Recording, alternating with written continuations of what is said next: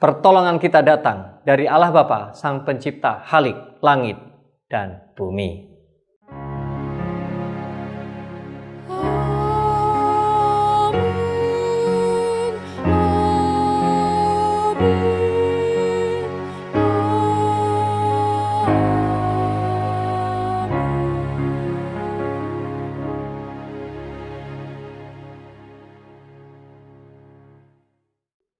Tuhan beserta saudara sekalian. Hari ini kita akan membahas satu kalimat yang menarik yang ada di dalam Alkitab.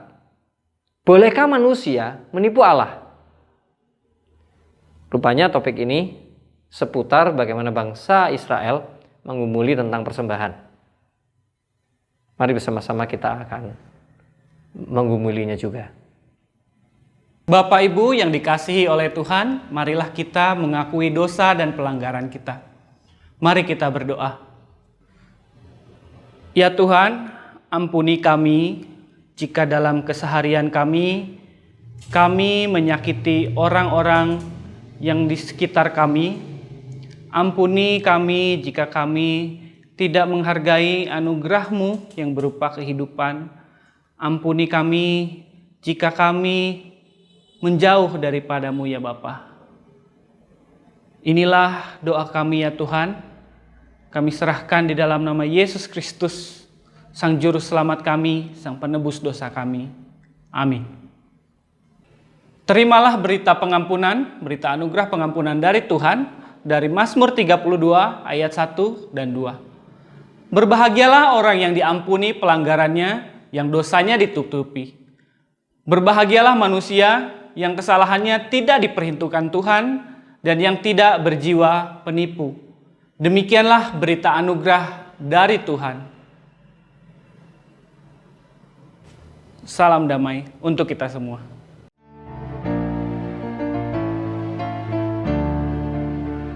Salam damai, salam damai.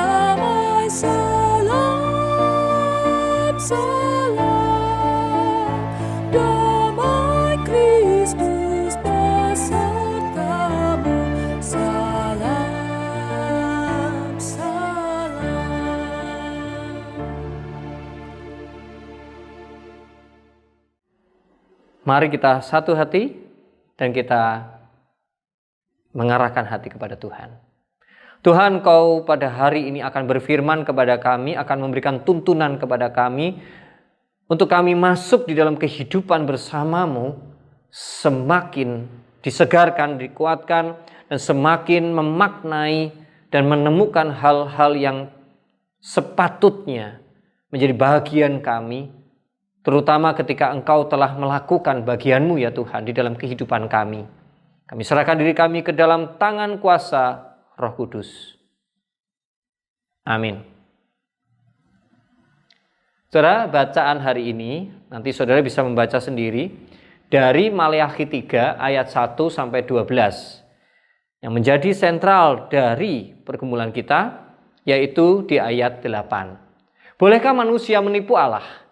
Namun kamu menipu aku, tetapi kamu berkata, dengan cara bagaimanakah kami menipu engkau? Mengenai persembahan persepuluhan dan persembahan khusus? Demikianlah firman Tuhan yang diberkati adalah kita semua yang memegang teguh dan menghayati setiap titah dan perintahnya.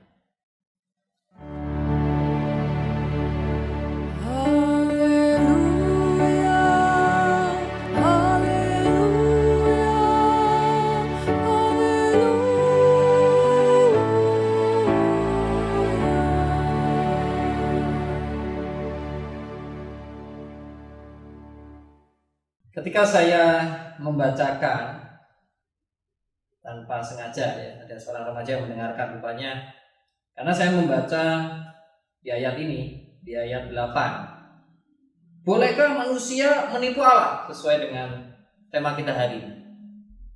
Kemudian remaja ini reaksinya, wah, mana bisa kita menipu Allah? Ya betul. Tentu Allah Maha tahu, gak mungkin kita bisa menipu Allah. Nah, lalu kira-kira apa ya yang dimaksud dari konteks yang terjadi di bangsa Israel yang dicatat di kitab Maleakhi ini? Saudara yang kasih Tuhan, rupanya di sana juga kalau kita baca dari awal, dari pasal 3 ini ayat yang pertama dan seterusnya, di sana diungkapkan bahwa ya, sebetulnya persembahan adalah sesuatu yang indah. Tapi entah bagaimana, tentu karena keburukan mereka yang dinyatakan di ayat 5, di sana ada yang tukang sihir, orang-orang berzina, sumpah dusta dan seterusnya. Akhirnya persembahan ini jatuh harga, rusak gitu ya. Menipu Allah, kalau saya menyitir ada satu tafsir yang saya acu, itu mengatakan adalah pura-pura nggak tahu. Gitu. Jadi sebetulnya dia tahu bahwa dia mesti persembahan, tapi dia pura-pura nggak tahu. Kalau dari pemikiran saya itu seperti ini, misal. Tahu ya, saudara, semoga tidak seperti yang saya alami. Saya kadang-kadang masih seperti ini. Misalnya, kalau mau persembahan, kita ini kadang-kadang masih ngitung. Waduh, mau berapa ya? Berapa banyak ya? Gitu ya.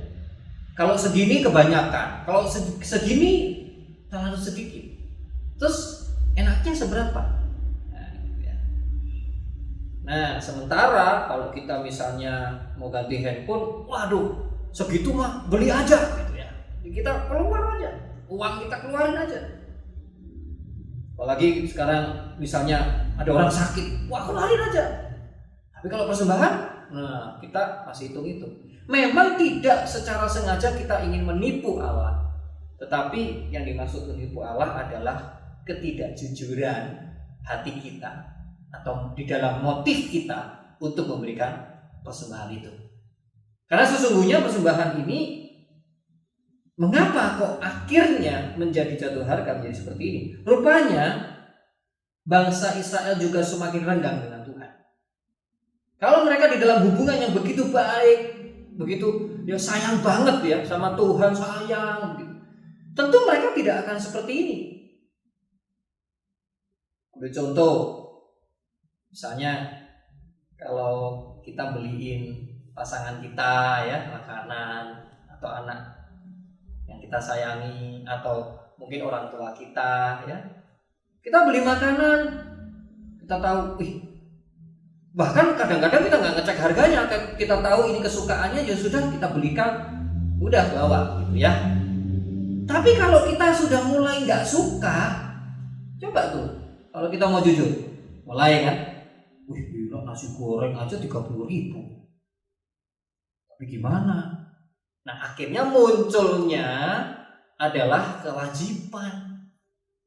Munculnya adalah, iya wajib lah, ini anak saya atau keluarga saya, wajibnya saya sebagai suami, sebagai pasangan, sebagai anak atau sebagai orang tua, ya saya tetap harus memberikan makan. Baru ada hitung-hitungan di situ. Jadi saudara, rangkaian ayat ini apalagi di sana sampai tercatat dengan jelas bahwa mereka yang tidak mempersembahkan ini, maka berkat Tuhan itu tidak akan mengucur atau diberikan kepadanya. Kesannya kan seakan-akan akhirnya, Tuhan ini berarti mengkait-kaitkan ya, Tuhan kok kesannya kok jadi ngatur, kemudian Tuhan itu Tuhan yang nggak mau tahu kesulitan ekonomi, Tuhan yang kira-kira begitu. Padahal yang terjadi di dalam konteks Alkitab ini itu bukan seperti itu. Tapi karena mereka yang sudah rusak hubungan dan mereka mulai hitung-hitungan, maka mereka terpasung, mereka menjadi tersudut. Jadi mereka dalam tanda kutip seakan-akan ada kutuk di situ. Yang dimaksud adalah karena orang itu sendiri yang akhirnya kehilangan kesempatan untuk merasakan cinta dan berkat Tuhan yang besar dalam hidupnya.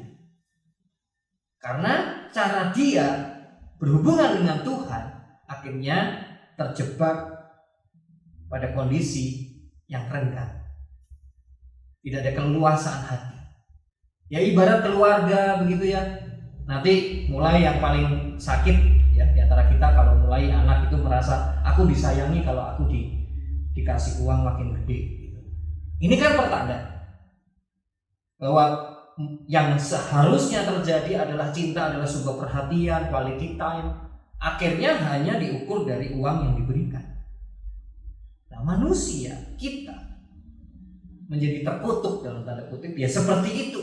Itulah kondisi bangsa Israel yang sedang dialami saat itu, sehingga semua ini dicatat dan mereka menipu Allah karena akhirnya tidak ada kemurnian dan kejujuran di dalam hatinya, ketulusan di dalam hatinya di dalam memberikan persembahan.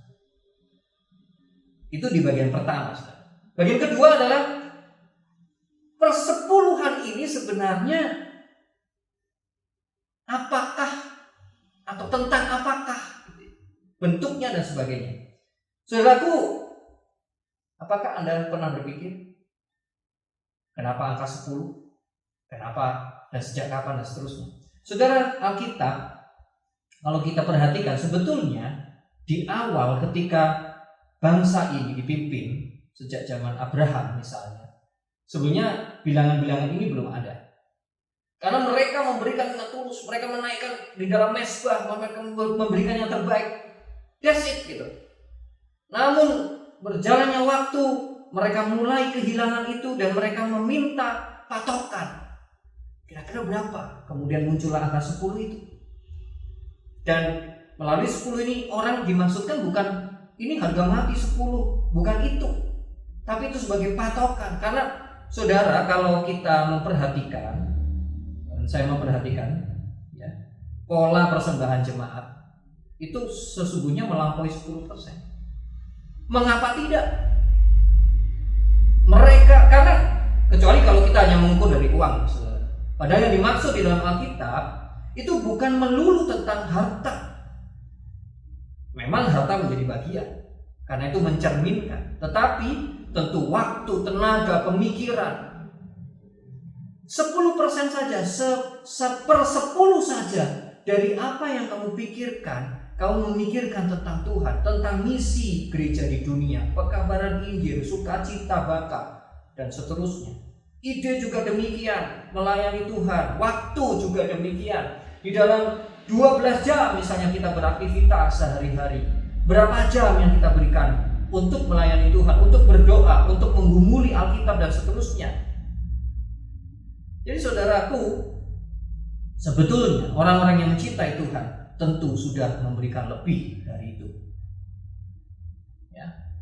Bukankah tidak hanya, oh saya memberikan persepuluhan, kemudian hari Minggu dia tetap memberikan persembahan rutin, kemudian nanti ada bencana alam dia tetap memberikan lagi, gitu. Nanti ada teman yang kesusahan dia juga memberikan lagi, ada orang yang miskin dia berikan lagi, begitu ya. Tidak ada hitung-hitungan di sana. Karena hakikat dari persepuluhan. Nah, ini kita masuk di bagian yang terakhir. Saudaraku,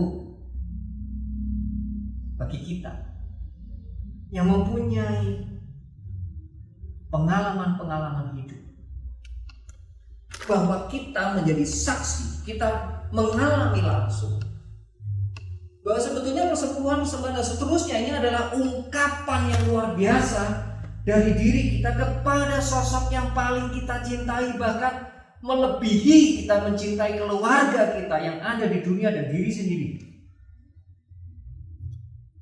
Dan bagaimana orang bisa mencintai sebegitu besarnya, saudara? Dan semoga Anda pernah menemukan itu. Maka tentu mereka yang sadar bahwa aku tidak bisa hidup tanpa Tuhan. Untuk menjelaskan poin yang ketiga ini, maka kita mengawali dari kesaksian berikut ini.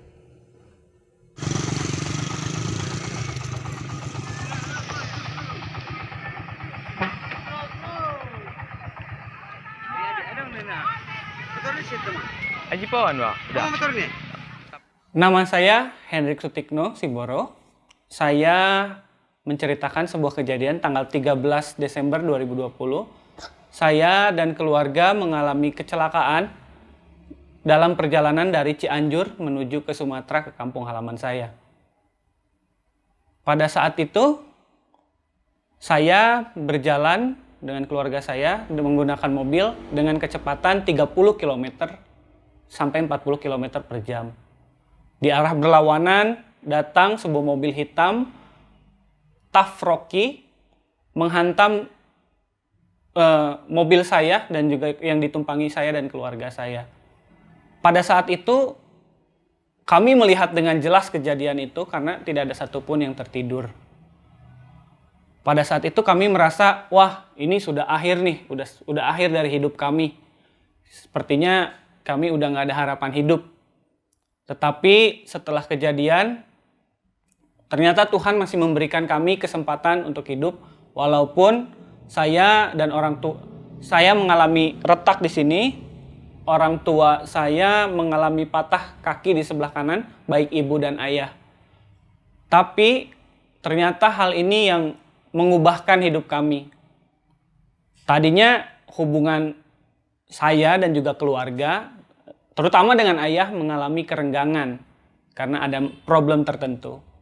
Tapi akibat kecelakaan ini dan Tuhan memberikan kami kesempatan, kejadian ini membuat kami ternyata berdamai. Setelah itu, Tuhan juga mengubahkan hati kami untuk lebih lagi memberi diri kepada Tuhan. Terutama orang tua saya, setelah kejadian ini mereka lebih rajin, mereka lebih semangat untuk ibadah secara online.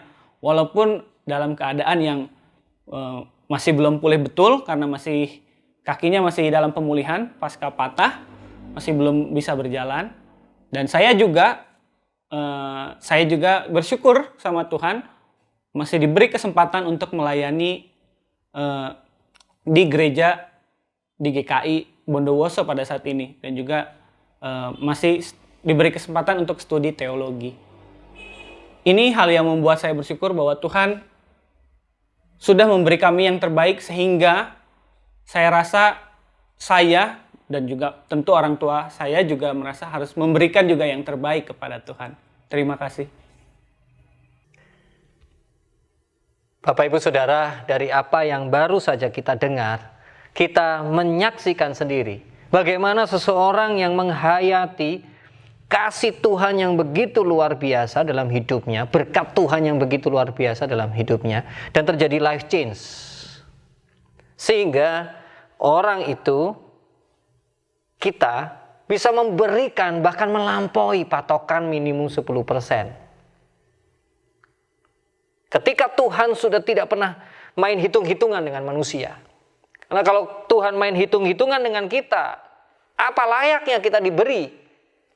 Diberi cinta yang 100%, diberi hati yang 100%, perhatian 100% dari Tuhan. Tidak ada yang layak. Namun betapa indahnya ketika justru kita berusaha karena kita ingin menunjukkan kita sangat mencintai Tuhan. Sehingga saudaraku, tentu kembali lagi kepada masalah-masalah yang konkret yang bisa terjadi pada diri Anda dan saya. Misalnya, dari segi waktu kita mungkin sedang kesulitan, kita tidak bisa memberikan lebih. Atau mungkin dari segi harta, ada orang-orang yang sedang kesulitan juga.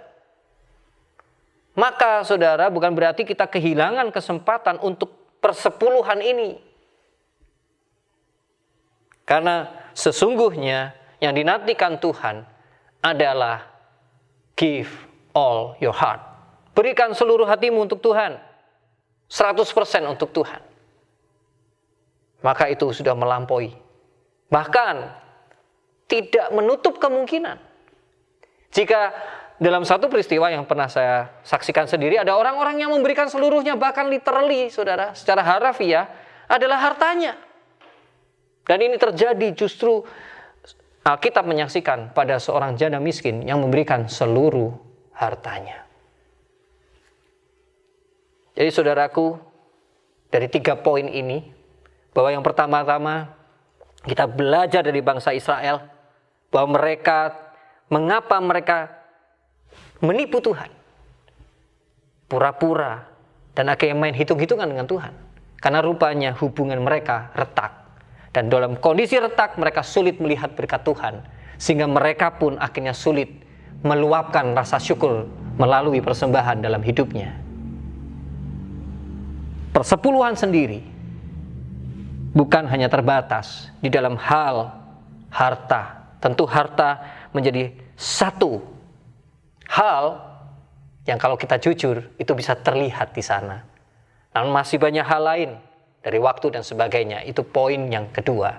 Dan yang terakhir, kini saatnya, mari kita periksa diri kita.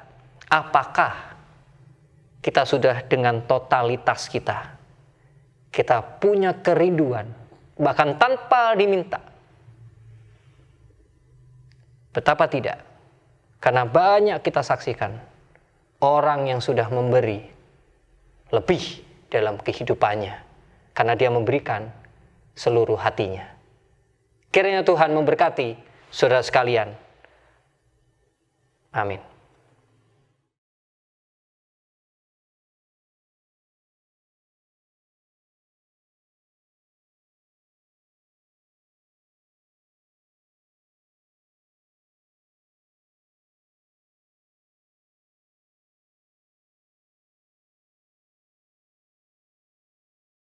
Bersama dengan umat Allah di segala abad dan tempat, marilah kita mengakui iman rasuli kita yang berbunyi demikian. Aku percaya kepada Allah, Bapa yang Maha Kuasa, Khalik langit dan bumi, dan kepada Yesus Kristus anaknya yang tunggal Tuhan kita, yang dikandung dari Roh Kudus, lahir dari anak darah Maria, yang menderita sengsara di bawah pemerintahan Pontius Pilatus, disalibkan, mati dan dikuburkan, turun ke dalam kerajaan maut. Pada hari yang ketiga, bangkit pula dari antara orang mati, naik ke surga, duduk di sebelah kanan Allah Bapa yang Maha Kuasa, dan dari sana ia akan datang untuk menghakimi orang yang hidup dan yang mati. Aku percaya kepada Roh Kudus, gereja yang kudus dan am, persekutuan orang kudus, pengampunan dosa, kebangkitan orang mati, dan hidup yang kekal. Amin. Mari kita berdoa.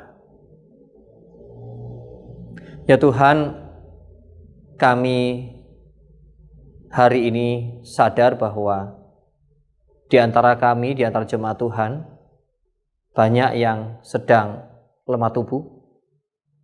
Bahkan kami yang sedang menjalani masa isolasi mandiri kami dan pengobatan. Tuhan, kami belajar untuk tetap bersyukur dan bersuka cita. Dan kami juga belajar bahwa ketakutan dan kegalauan kami tidak akan menguasai bahkan merenggut iman percaya dan sukacita kami yang besar bersamamu. Kami tahu bahwa seluruh nasib manusia ini sekarang sepenuhnya di tanganmu. Mati dan hidupnya kami kembali dan berpulang kepada kehendak-Mu. Demikian juga untuk segala pekerjaan karya keluarga dan segenap pergumulan-pergumulan kami, baik yang sampai saat ini seakan begitu berat dan menekan kami. Namun kami tetap percaya bahwa kami tetap berkarya di tengah segala kesulitan. Pakailah gereja Tuhan, pakailah mitra-mitra gereja, pakailah para pemerintahan, bahkan setiap rumah untuk menjadi berkat. Karena inilah semua ungkapan syukur, persembahan kami, persepuluhan kami kepadamu. Setiap doa ini kami satukan bersama doa yang Engkau ajarkan.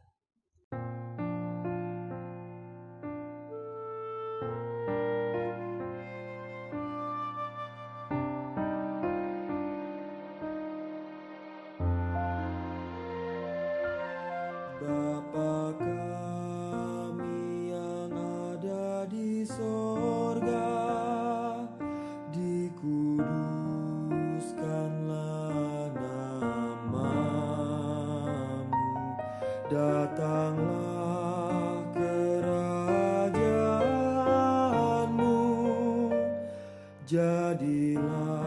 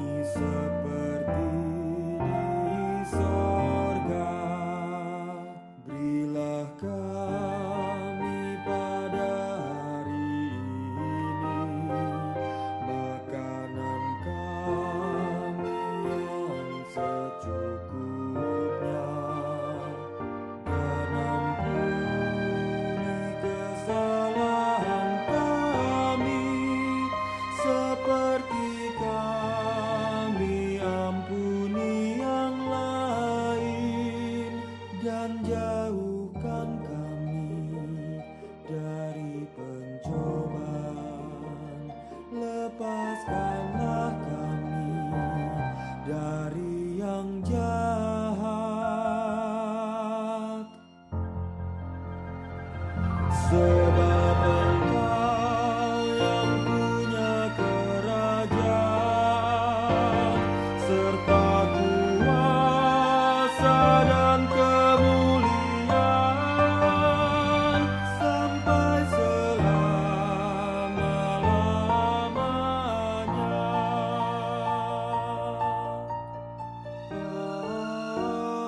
Amin.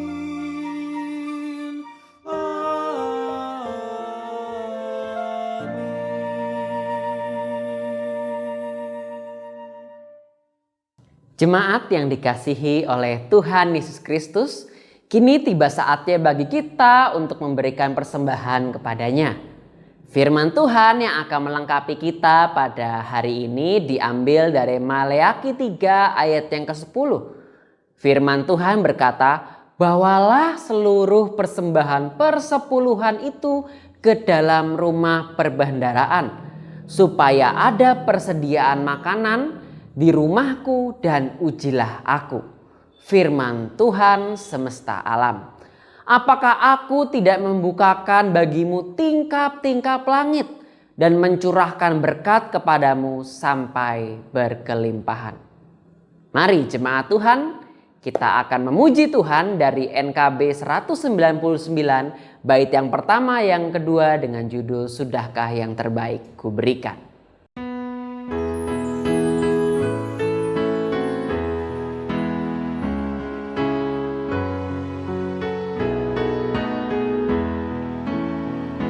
Sudahkah yang terbaik ku berikan kepada Yesus Tuhanku?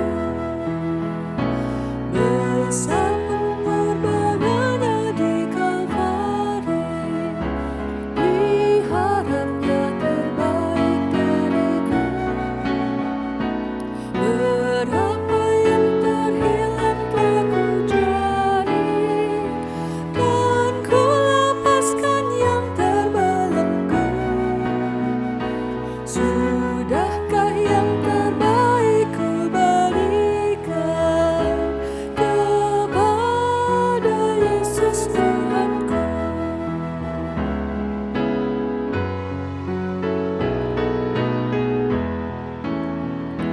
Begitu banyak waktu yang terluang, sedikit ku beri baginya. Sebab kurang kasihku pada Yesus, mungkinkah hancur pula hatinya? Berapa yang terhilang telah ku cari, dan ku lepaskan yang terbelenggu. Sudahkah yang terbaik ku berikan kepada Yesus Tuhanku?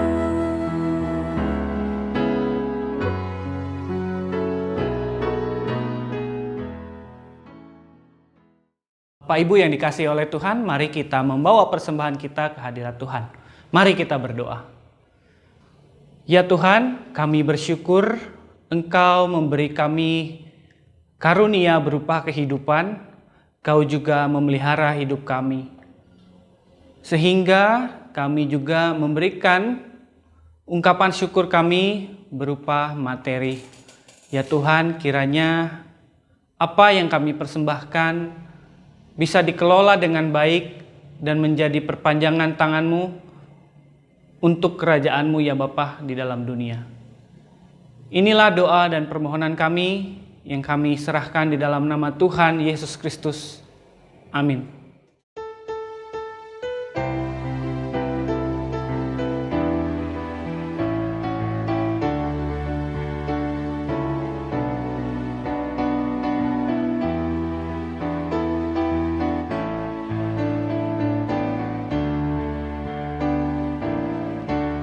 Apalah arti ibadahmu kepada Tuhan?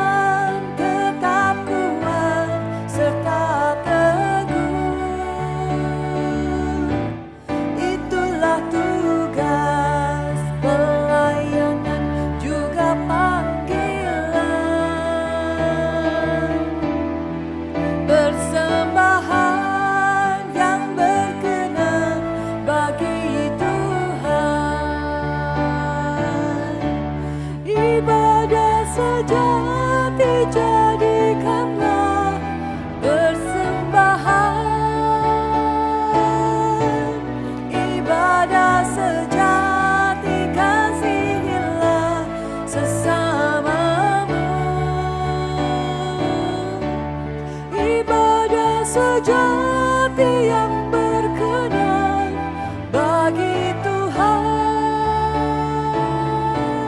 jujur dan tulus ibadah murni bagi Tuhan.